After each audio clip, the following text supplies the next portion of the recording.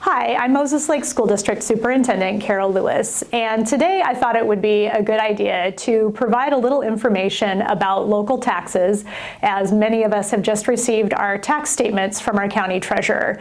And I've had a lot of questions from confused taxpayers, so here we go. So I thought I would begin by just reviewing the difference between what we call in the school district bonds and levies.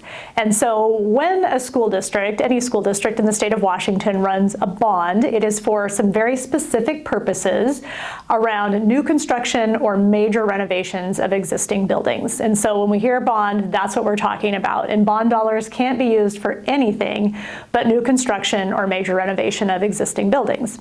Then when we talk about levies, which is what we ran this spring, and again, I will continue to reiterate that we're so thankful to the voters of Moses Lake for approving that levy. Levies are for enhancements to basic education programs. And so that can be athletics and activities and all kinds of things. Really, there's a lot of leeway as far as how a district spends levy dollars. And so it can even be spent to supplement things like our utility bills or supplies for students.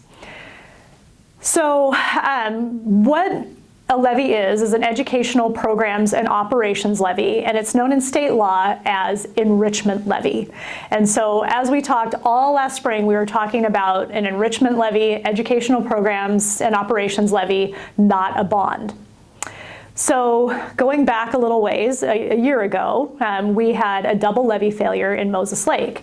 And so what that means is there is no educational programs and operations enrichment levy collection anytime January through December of the calendar year 2025, which is where we are right now.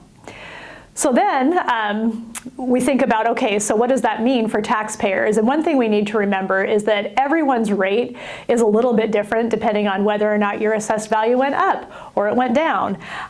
This is an example statement. So you can see here on this statement from a taxpayer in Moses Lake that the rate for this year actually went down over last year's rate.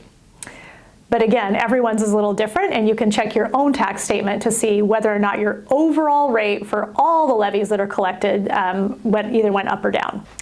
So in light of the change of not having a school district educational programs and operations levy in the calendar year 2025, everyone is going to see some changes to their tax statements. And it's not just about the school district's levy, it's about the overall amount of levy that's getting collected for all kinds of things. And you can look at your tax statement to see that. This is just one example of a statement that shows that the overall levied rate went down in this year compared to last year. And so it's interesting if you go get your tax statement and take a look and see what happened to your overall levy rate. Interestingly, on this one, it went down by about $1.41, which would account for the school district levy not being present.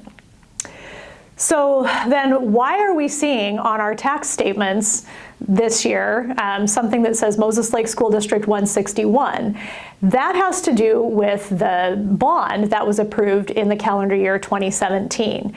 And that bond is what we know was used primarily to build so far Groff Elementary School and Vanguard Academy.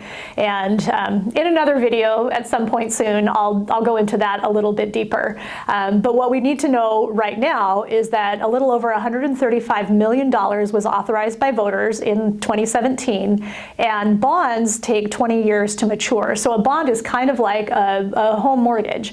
And so you issue the bonds, use the money to build the school, and then the taxpayers pay that back over a period of about 20 years.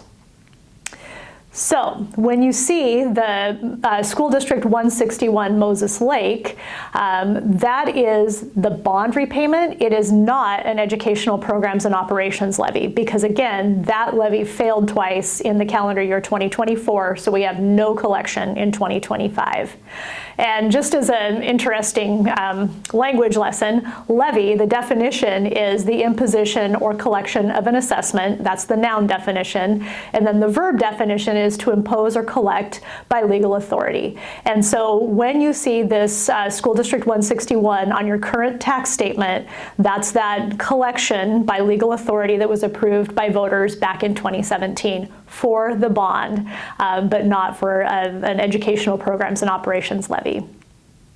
So one other thing that I was speaking with our county treasurer today, and I'm trying to help out a little bit with some explanation from them. On your tax statement, there's this yellow banner towards the top, and it says, if your mortgage company pays your taxes, this statement is for informational purposes only.